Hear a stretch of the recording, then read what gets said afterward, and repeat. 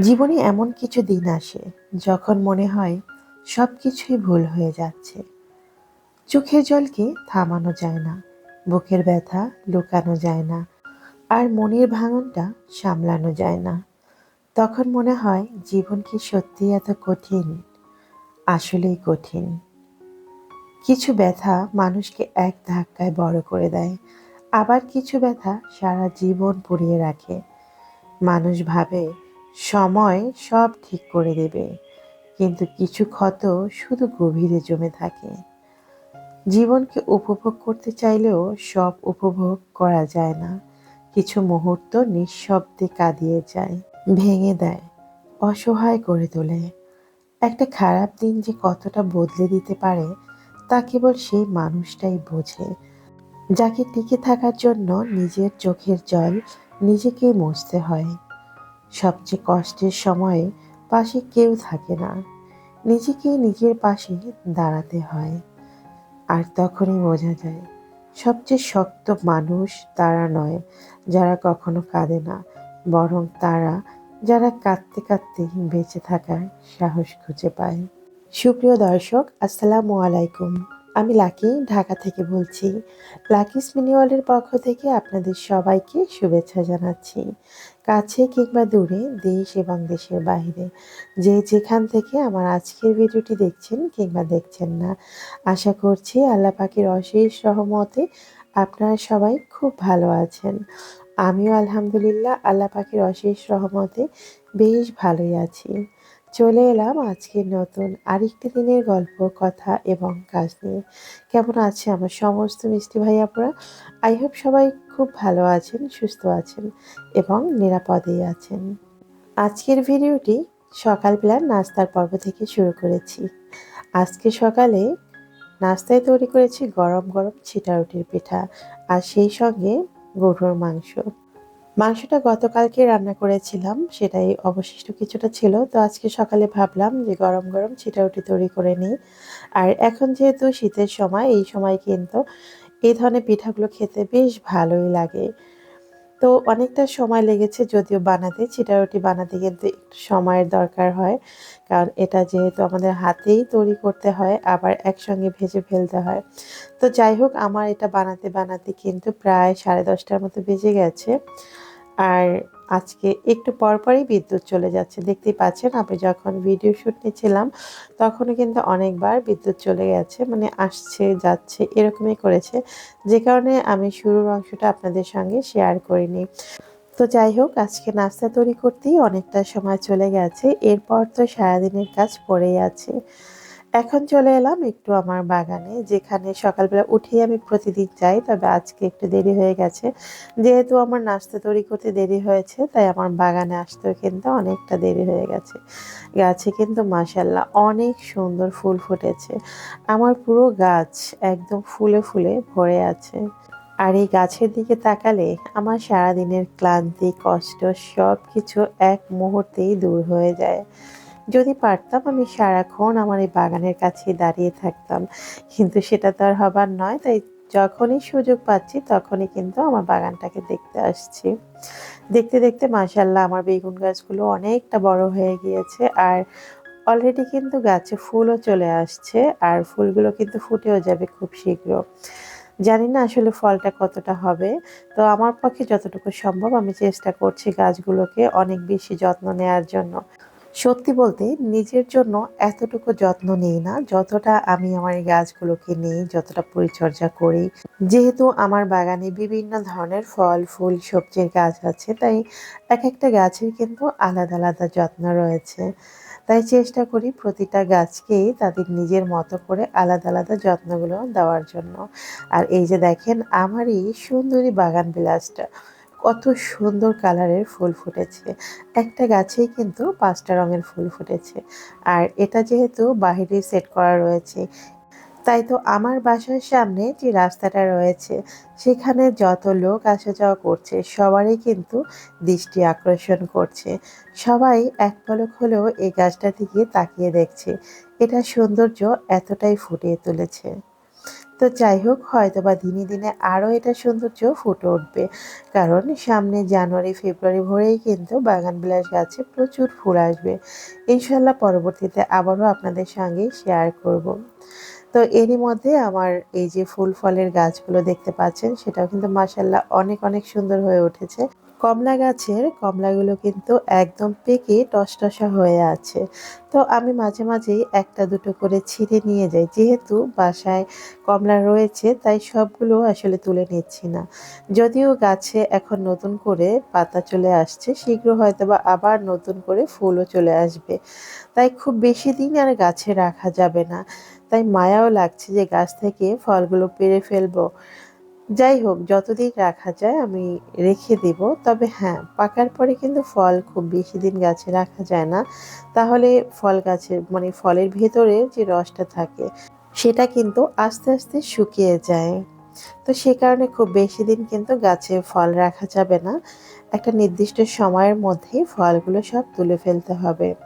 আর এইদিকে আমার জলপাই গাছের জলপাইগুলো মাশাল্লাহ আগের থেকে অনেকটা বড় হয়েছে। তো এগুলো আরো অনেক বড় হবে, দেখা যাক কতদূর বড় হয়। যতক্ষণ পর্যন্ত গাছ থেকে পেকে না পড়ছে নিচে, আমি কিন্তু গাছ থেকে জলপাইগুলো তুলছি না। আমার শসা গাছে কিন্তু মাশাল্লাহ অলমোস্ট ফুল চলে আসছে, হয়তোবা খুব শীঘ্রই এর থেকে ফলও চলে আসবে। গাছ যখন বাড়তে শুরু করে তখন কিন্তু খুব বেশি সময় লাগে না, এটা কিন্তু দ্রুতই বেড়ে ওঠে। তো বেগুন গাছের মাথাগুলো কিন্তু আমি সব কেটে দিয়েছি, এতে করে গাছগুলো অনেক ঝোপালো হবে, অনেক শাখা প্রশাখা বের হবে, আর ফলনটাও কিন্তু ভালো হবে। যেহেতু আমার বাগানে জায়গা খুব অল্প আর গাছের পরিমাণ কিন্তু অনেক বেশি, তো এই যে দেখেন শসা গাছে কিভাবে আমরা মাচা দিয়েছি, জাস্ট একটা বাঁশের কঞ্চি দিয়ে এগুলো হচ্ছে বুনে বুনে ওয়ালের সাথে সেট করে দিয়েছি, কেন যেন গাছগুলো সেখানেই বেয়ে উঠতে পারে। আর এই যে কয়েকদিন আগে মাত্র আমি পেঁয়াজের গাছগুলো লাগিয়েছি, এত বড় বড় পেঁয়াজের পাতা হয়েছে, আসলে কাটবো কাটবো করে কাটতেও অনেক মায়া হয়। আর এখানে ধনিয়া পাতাগুলো তো দেখেন কি সুন্দর, একদম কচকচে হয়ে আছে। তো সব বেডের মধ্যেই কিন্তু কম বেশি গাছ লাগানো রয়েছে, আর নতুন করে আবার অনেক গাছ আমি বুনেও দিয়েছি। আর এই দিক থেকে পেয়ারা গাছেও মাশাল্লাহ অনেক ফুল এসেছে। আর এই যে লাউ গাছটা, এটা কিন্তু মাশাল্লাহ অনেক বেশি হেলদি, দেখতেই পাচ্ছেন এর পাতাগুলো কত বড় বড় এক একটা, আর গাছটাও কিন্তু মাশাল্লাহ অনেক মোটা। আগে যে গাছগুলো লাগিয়েছি সেখানে একটু ভুল ছিল আমার, সেটা হচ্ছে আমার ড্রামের আকার অনুযায়ী আমার গাছ একটা করে বসানো উচিত ছিল, সেখানে আমি দুটো গাছ বসিয়েছি, যে কারণে কিন্তু সেই লাউ গাছগুলোর শক্তি অনেকটাই কমে গেছে।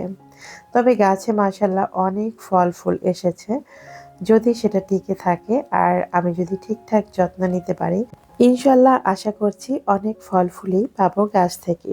তবে প্রতিটা জিনিসের পিছনেই একটাই কথা থাকে, সেটা হচ্ছে যত্ন।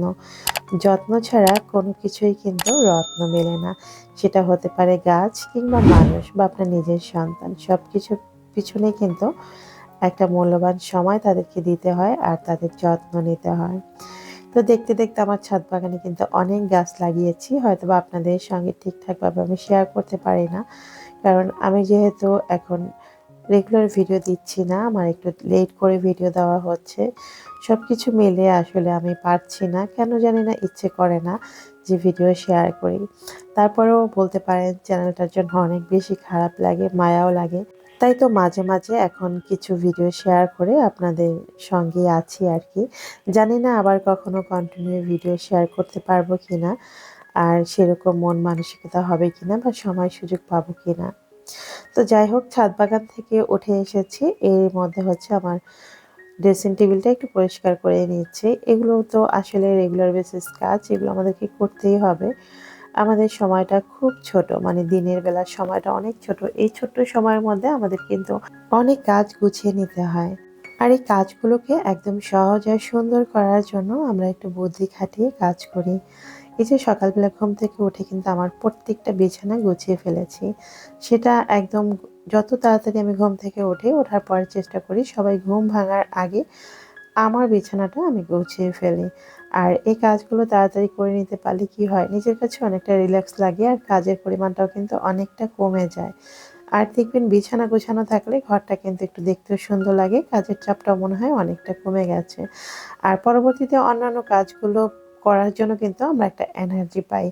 আর সমস্ত বাসা যদি একসঙ্গে এলোমেলো থাকে দেখবেন নিজের কাছে অনেক বেশি খারাপ লাগে, আর আমরাও অনেক বেশি কাজের প্রেশারটা ফিল করি, কারণ মনে হয় যে এত অল্প সময়ে এত কাজ কিভাবে করব। তাই চেষ্টা করি একটা কাজ করার মধ্যে অন্য কাজগুলো করে নিতে।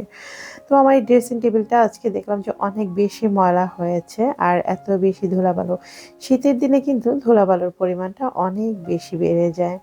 ড্রেসিং টেবিলের সামনে যতবার আসি চোখের সামনে যখনই তাসান তোহা হেয়ার অয়েলটা দেখি এত বেশি রাগ হয় যা ভাষায় বলে প্রকাশ করতে পারবো না। ফেসবুকের পেজ খুললেই দেখা গেল তাসান তোহা নিয়ে অ্যাড চলে আসছে আর এত বিরক্ত লাগে।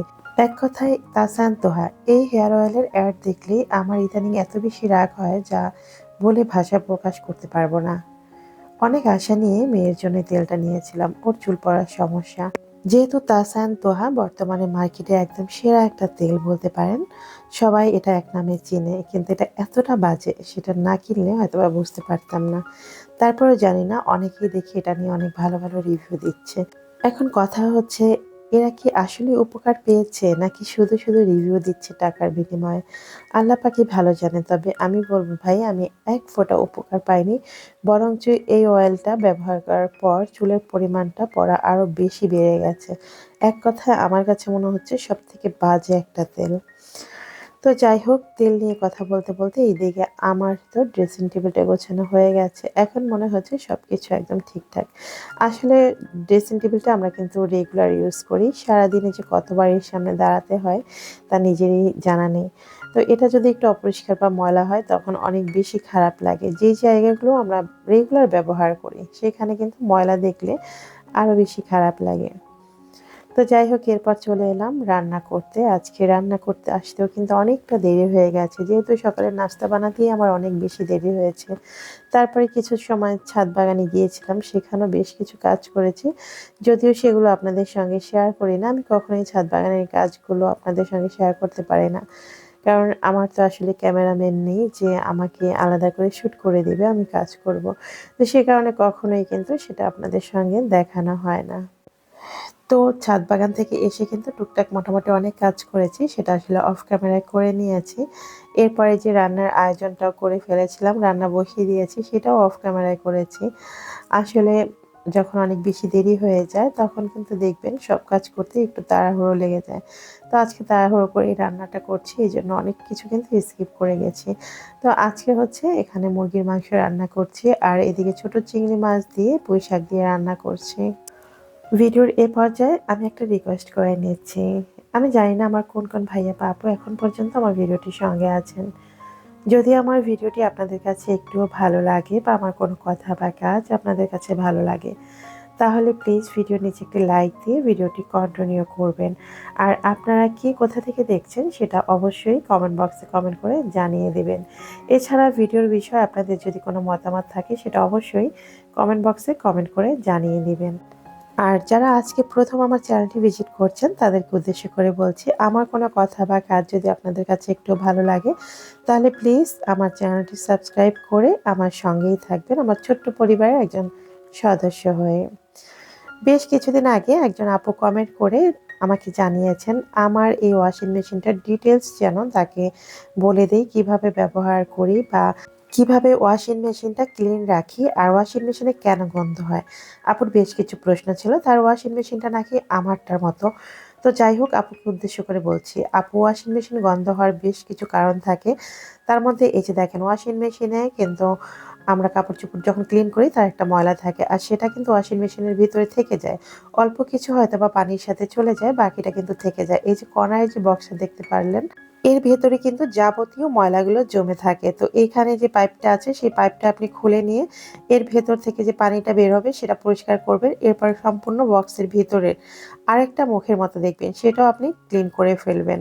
তো আমি আজকে আসলে সেটা খুলে দেখালাম না, তার কারণ হচ্ছে আমি এখন বাসাটা ক্লিন করে ফেলেছি। আর এখন যদি আমি ওয়াশিং মেশিনের কর্নারটা খুলি তাহলে কিন্তু বাসায় বেশ কিছু পানি পড়বে। তো সে কারণে আর খুলে দেখালাম না। আপনি ওই কর্নারটা সবসময় পরিষ্কার রাখবেন। আর ওয়াশিং মেশিন কিন্তু ক্লিন করতে হয়।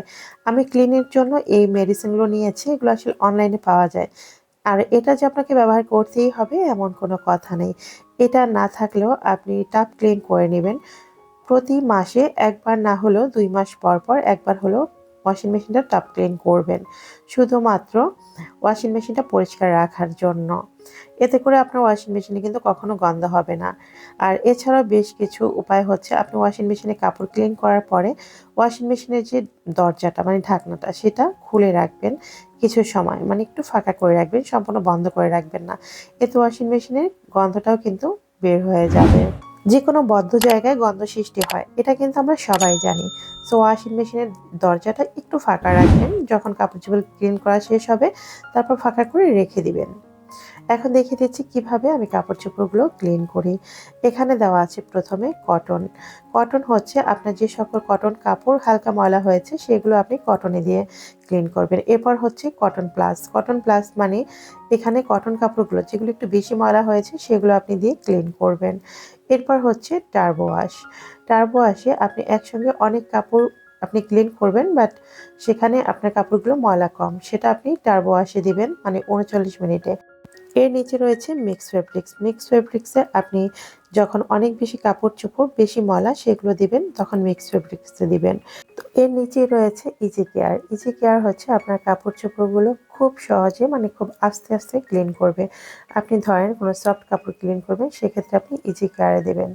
এর নিচে রয়েছে সাইলিন ওয়াশ। সাইলিন ওয়াশে হচ্ছে আপনার জর্জেট কাপড় বা পাথরের কাপড় সেগুলো আপনি সাইলিন ওয়াশে দিয়ে তারপরে ক্লিন করবেন।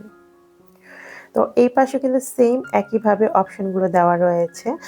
প্রতিটা অপশনে কিন্তু লেখা রয়েছে যে আপনি কোথায় কোন কাপড়টা ব্যবহার করবেন। আর এটা যেহেতু অটো সিস্টেম তাই আপনাকে আর সিস্টেম কোনোভাবে সেট করার প্রয়োজন হবে না। আর ওয়াশিং মেশিনে কাপড় ক্লিন করলে সবসময় লিকুইড জেলটা ব্যবহার করার চেষ্টা করবেন। এতে ওয়াশিং মেশিনের কাপড়গুলো সবসময় অনেক বেশি ঘ্রাণ দিবে আর ওয়াশিং মেশিনের ভিতরেও কখনো গন্ধ ছড়াবে না। আশা করছি আপু আপনি কিছুটা হলেও বুঝতে পেরেছেন। আসলে ভিডিওটা ডিটেইলি আরও অনেক বড় করতে হয়। যেহেতু আমার ভিডিওটা অলমোস্ট অনেক বড় হয়ে গেছে তাই আজকে আর বেশি কিছু শেয়ার করলাম না। এরপরও যদি আরও কিছু জানার ইচ্ছে থাকে আপনি কমেন্ট করবেন। আমি নিশ্চয়ই আবার পরবর্তীতে আপনাকে দেখিয়ে দিব। তো এখন বলে দিচ্ছি গত পর্বের ধাঁধার সঠিক উত্তর। গত পর্বের ধাঁধা ছিল এই ঘরে যাই ওই ঘরে যাই দুম দুম করে আছাড় খাই। ধাঁধার সঠিক উত্তর ছিল ঝাড়ু। যিনি সর্বপ্রথম কমেন্ট করে সঠিক উত্তরটি জানিয়েছেন তার জিমেল অ্যাকাউন্টের নাম হচ্ছে ভিলেজ নেচার উইথ সাদিয়া। আপু আপনাকে অসংখ্য ধন্যবাদ। আপনি সর্বপ্রথম কমেন্ট করে সঠিক উত্তর জানিয়েছেন। এরপর বলে দিচ্ছি আজকের পর্বের ধাঁধা। আজকের ধাঁধা হচ্ছে তলে মাটি উপরে মাটি তার উপরে সুন্দরী বেটি। আশা করছি আমার বুদ্ধিমান ভিউয়ার্সরা খুব দ্রুতই কমেন্ট বক্সে সঠিক উত্তরটি জানিয়ে দিবেন। তো দেখতে দেখতে আমি কিন্তু আজকের ভিডিওর একদম শেষ প্রান্তে চলে এসেছি। দেখা হবে আগামী পর্বে নতুন কোনো ভিডিওর সঙ্গে। ততক্ষণ আপনারা সবাই ভালো থাকবেন, সুস্থ থাকবেন। আল্লাহ হাফিজ। আসসালামু আলাইকুম।